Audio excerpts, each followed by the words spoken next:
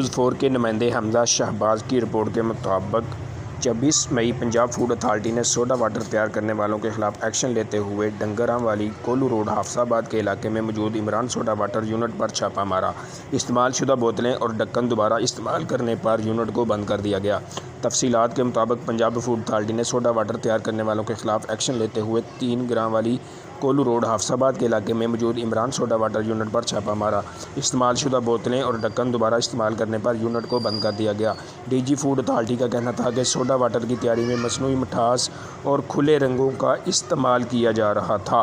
موقع پر کیے گئے ٹیسٹ فیل ہونے پر کارروائی عمل میں لائی گئی۔ راجہ جہانگیر انور نے بتایا کہ استعمال شدہ مختلف برانڈ کی بوتلیں، زنگ آلود اور استعمال شدہ ڈھکن استعمال کیے جا رہے تھے۔ تیار بوتلوں میں آنکھ سے دیکھے جانے والے گندے ذرات موجود پائے گئے۔ ان کا مزید کہنا تھا کہ سوڈا واٹر میں غیر معیاری اجزاء کا استعمال پھیپھڑوں اور گردوں میں انفیکشن کا باعث بنتا ہے۔ ڈی جی فوڈ اتھارٹی نے واضح کیا کہ غیر معیاری خوراک کی تیاری اور فروخت ناقابل معافی جرم ہے۔